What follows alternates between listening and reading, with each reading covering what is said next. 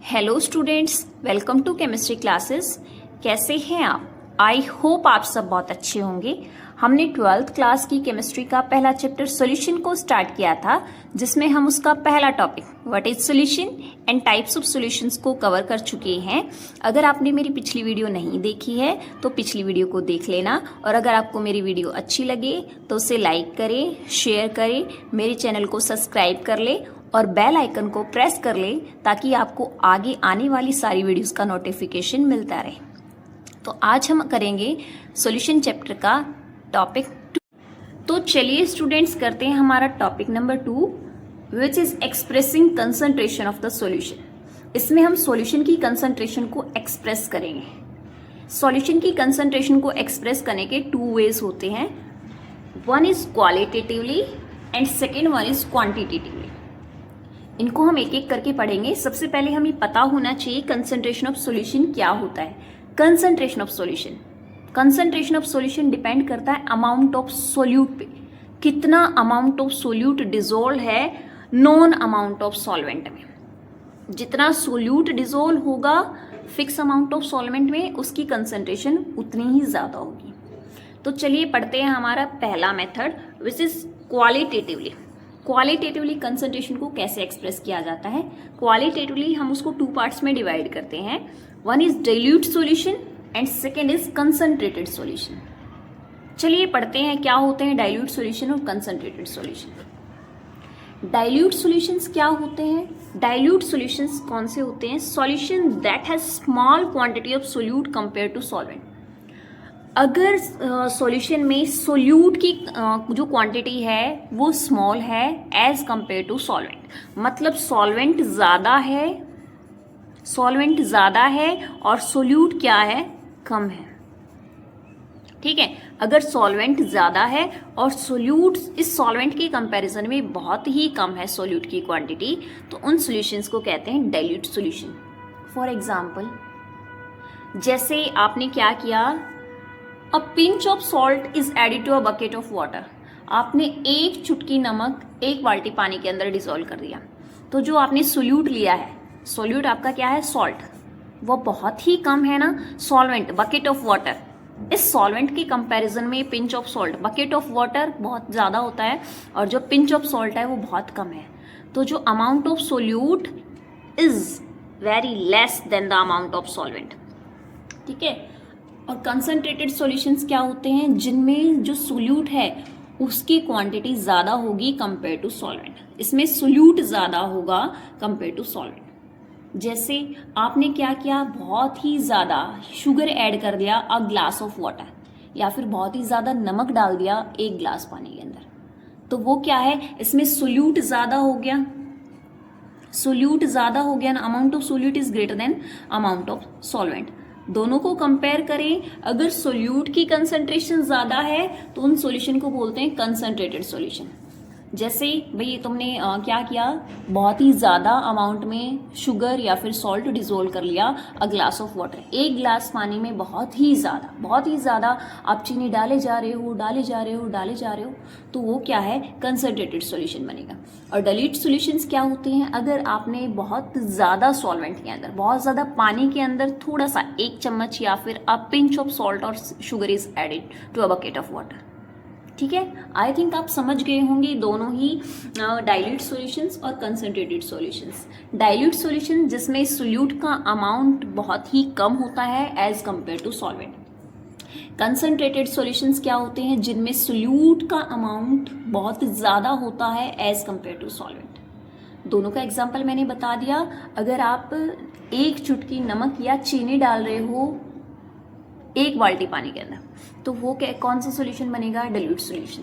और concentrated solution कौन सा बनेगा? अगर आप क्या कर रहे हो, बहुत ही ज़्यादा अमाउंट ऑफ शुगर या सॉल्ट डाल रहे हो 1 गिलास पानी के अंदर, आप शुगर या सॉल्ट को डिसोल्व करते जा रहे हो, तो क्या बनेगा? वो कंसंट्रेटेड सॉल्यूशन बनेगा।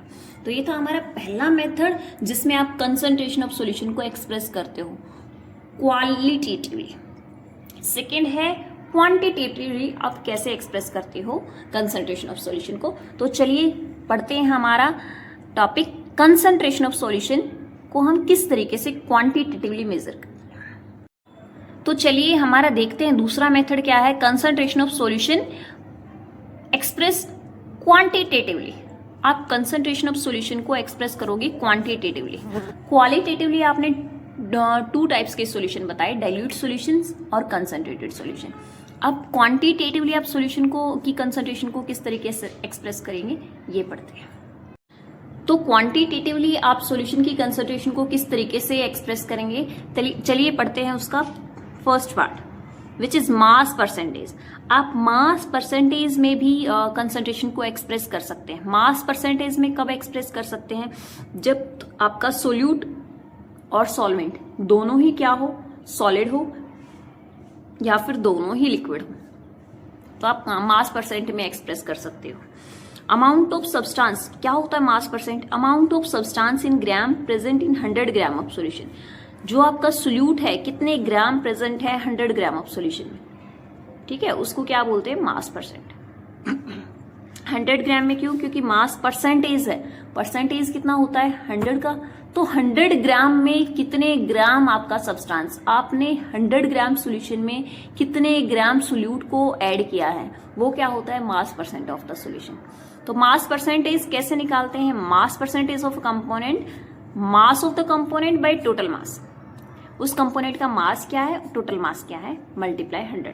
मास परसेंटेज को कैसे निकालते हैं, मास of the component by total mass of the solution into 100। जो कंपोनेंट का मास है उसको सॉल्यूशन के टोटल मास से डिवाइड कर देते हैं और 100 से मल्टीप्लाई कर देते हैं, तो उस कंपोनेंट की मास परसेंटेज आ जाती है। ठीक है, तो कितने ग्राम आपने सब्सटेंस है उसको ऐड किया है 100 ग्राम ऑफ सॉल्यूशन में। अगर आपने सॉल्यूशन 100 ग्राम लिया है तो उसमें आपने कितना सोल्यूट ऐड किया है, वो उस कंपोनेंट की मास परसेंटेज होती है। चलिए देखते हैं। मैंने मान लिया मेरे पास क्या है, ए और बी 2 कंपोनेंट्स है, ए और बी 2 कंपोनेंट्स है, आपको मास परसेंटेज निकालना है दोनों ही कंपोनेंट्स का। ए क्या है, सोल्यूट है, और बी क्या है, सॉल्वेंट है। मैंने मान लिया जो फर्स्ट कंपोनेंट है सोल्यूट, उसका वेट, उसका मास कितना है, WA मैंने मान लिया। जो सेकेंड हमारा कंपोनेंट है सॉल्वेंट, उसका वेट, उसका मास कितना है, WB मान लिया। तो मास percentage of component A, mass percentage क्या होगी, इसका जो मास है divided by total mass into 100। इस कंपोनेंट का मास क्या है, WA, टोटल मास क्या होगा, WA प्लस WB मल्टीप्लाई 100। ये मास परसेंटेज किसका हो जाएगा, फर्स्ट कंपोनेंट का, component A which is solute, solute का मास परसेंटेज हो गया। ऐसे ही हम सॉल्वेंट का भी मास परसेंटेज निकाल सकते हैं। सॉल्वेंट का मास परसेंटेज क्या होगा, mass of B divided by total mass multiply 100। ये क्या आ जाएगा, mass percentage of B component. ये है हमारा mass percentage of A component. तो देखिए हमने क्या किया है, mass percentage of A component, mass of the component by total mass into 100। Mass of the A component क्या, मास परसेंटेज क्या आया, weight of A by total, WA plus WB multiply 100। ऐसे ही बी कंपोनेंट का निकाला तो हमारा क्या आएगा, WB by WA plus WB into 100। ठीक है, तो फर्स्ट हम कंसंट्रेशन को मास परसेंटेज में एक्सप्रेस कर सकते हैं। किसी भी कंपोनेंट का आप मास परसेंटेज निकाल सकते हो। मास परसेंटेज का क्या मतलब है, 100 ग्राम सॉल्यूशन के अंदर कितने अमाउंट ऑफ सोल्यूट या सॉल्वेंट प्रेजेंट है, उसे बोलते हैं क्या, मास परसेंट। मास परसेंटेज में कुछ टर्म्स होती हैं जो आपको दी गई होती है न्यूमेरिकल्स में। आपको बोलेंगे 20% glucose in water by mass. By mass मतलब इस बाय मास से आपको पता चल रहा है कि मास परसेंटेज गिवन है, 20% ग्लूकोज है। 20% ग्लूकोज का मतलब क्या है, परसेंटेज मतलब 100 ग्राम सॉल्यूशन में, 100 ग्राम सॉल्यूशन के अंदर 20 ग्राम्स क्या है, 20 ग्राम हमारा ग्लूकोज है। 100 ग्राम सॉल्यूशन के अंदर 20 ग्राम हमारा ग्लूकोज है। वाटर के अंदर डिजोल्व है, तो वाटर कितना हो गया, 100 ग्राम के अंदर 20 ग्राम ग्लूकोज है, तो वाटर कितना हो गया, 100 में से भाई 20 माइनस कर दो, कितना हो गया, 80 ग्राम्स। तो हमारा 20 gram glucose dissolve in 100 gram solution. ठीक है, तो मतलब हमारा वाटर कितना हो गया, 80 ग्राम्स। 100 में से 20 माइनस कर दिया, 80 ग्राम लिया है। जिसको आपने दे रखा है 20 ग्राम्स, 20 ग्राम H2SO4, मतलब यहाँ पे गिवन है 20% H2SO4 सॉल्यूशन बाय मास। ठीक है। तो 20% H2SO4 का मतलब क्या है, 100 ग्राम सॉल्यूशन के अंदर 20 ग्राम क्या है, H2SO4। 100 ग्राम सॉल्यूशन के अंदर 20 ग्राम H2SO4 है। तो वाटर कितना हो गया, इस 100 में से 20 माइनस कर दो, 80 ग्राम क्या आ जाएगा, वाटर या फिर आपका सॉल्वेंट आ जाएगा।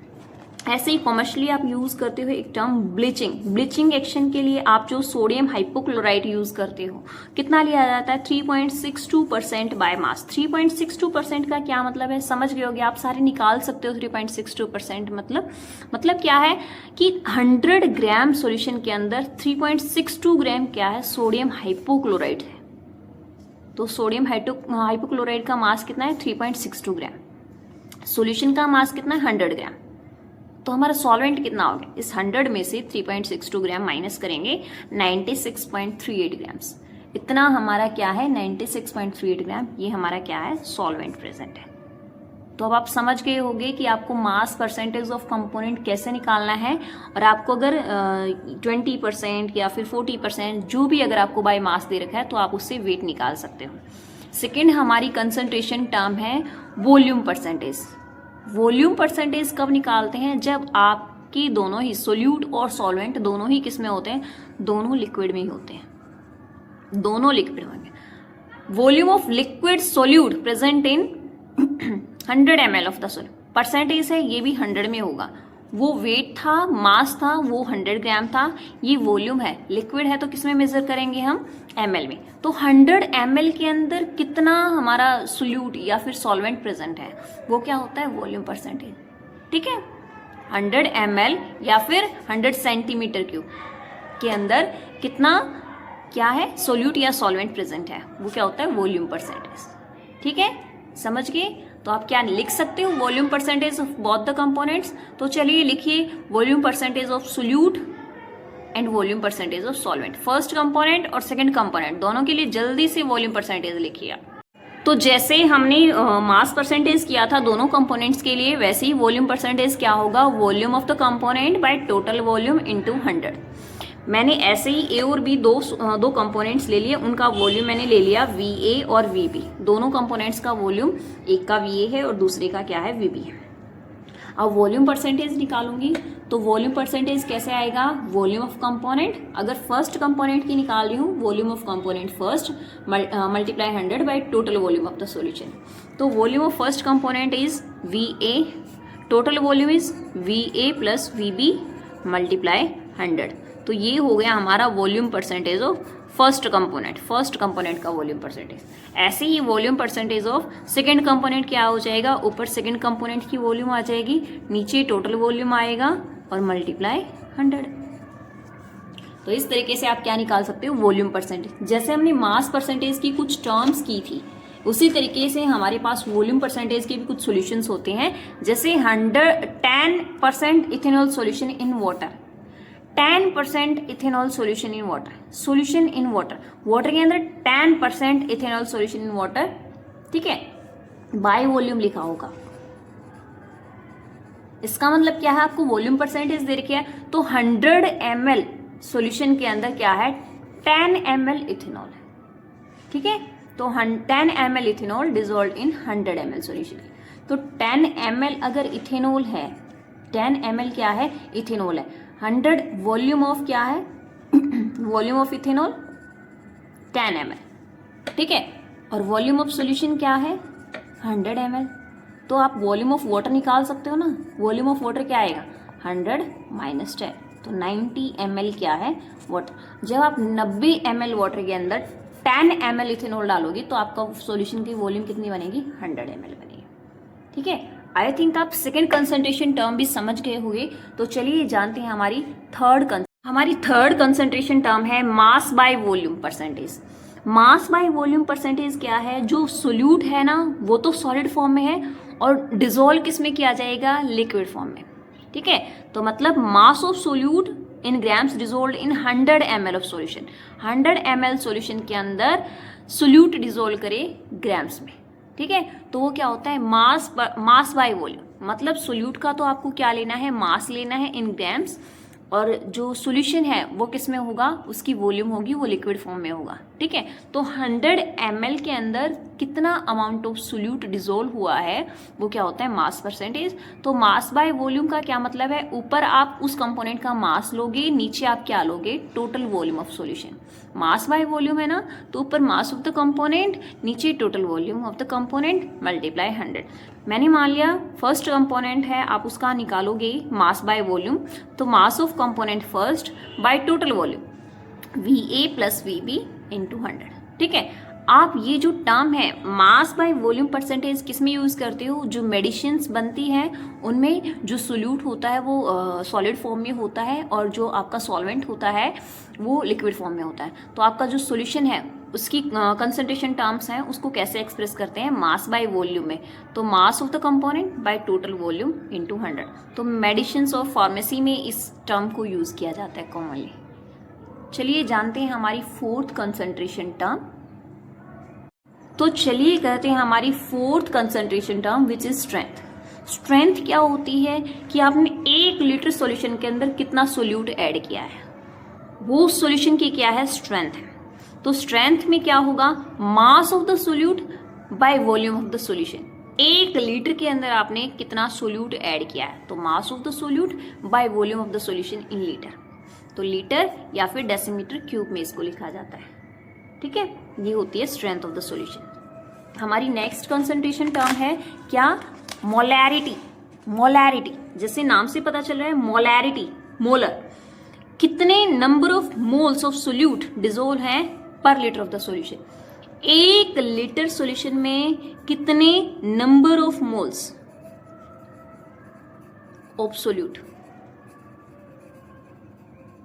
1 लीटर सॉल्यूशन में कितने number of moles of solute dissolve है, वो सॉल्यूशन की क्या होती है, molarity. Number of moles of solute dissolve per litre of the solution. 1 litre में कितने number of moles of solute dissolve है। जैसे आपको मोलैरिटी कैसे लिखी होगी किसी भी सॉल्यूशन की, ये लिखी है जैसे 0.25 मोलर। इसका मतलब क्या है, M, कैपिटल M क्या है, यूनिट होती है मोलैरिटी की। तो इसका मतलब 0.25 मोल्स ऑफ सोल्यूट, उसके जो सोल्यूट्स हैं, सोल्यूट के कितने मोल्स हैं, 0.25 मोल डिसोल्व है 1 लीटर के अंदर। 1 लीटर के अंदर 0.25 डिसोल्व है। तो मोलैरिटी क्या होता है, number of moles of solute by volume of the solution. Number of moles of solute dissolve per litre of the solution. यहाँ पे आपको वॉल्यूम लिखनी है लीटर में और जितने नंबर ऑफ मोल्स डिसोल्व होंगे। नंबर ऑफ मोल्स को N से लिखा जाता है, number of moles of solute by volume of solution in litre. अगर आपको लीटर में नहीं दे रखी तो आप मिलीलीटर में दे रखी है तो आप क्या करोगे, उसको 1000 से मल्टीप्लाई करके उसको लीटर में कन्वर्ट करोगे। और नंबर ऑफ मोल्स हमें पता है क्या होता है, given weight by molecular weight. जो गिवन वेट है उसको उसके मॉलिक्यूलर वेट से डिवाइड करते हैं तो नंबर ऑफ मोल्स निकलाते हैं। तो चलिए करते हैं हमारी 6th concentration term which is formality. Formality कुछ इसका नेम मोलैरिटी के जैसे ही लग रहा है, मोलैरिटी के जैसे इसको यूज किया जाता है, लेकिन फॉर्मेलिटी किन कंपाउंड्स में होती है, आयनिक कंपाउंड्स में जिनमें आयंस बनते हैं। फॉर एग्जाम्पल NaCl, Na2CO3, इसमें मोलैरिटी बोलने की बजाय, क्योंकि इसमें मोल्स नहीं होते, मॉलिक्यूल्स नहीं होते, आयंस होते हैं, तो NaCl, Na2CO3 इनमें नंबर ऑफ आयंस होते हैं। जहां मॉलिक्यूल्स होते हैं उधर मोलैरिटी यूज किया जाता है और जहां आयंस होते हैं वहां ये वर्ड फॉर्मेलिटी यूज किया जाता है।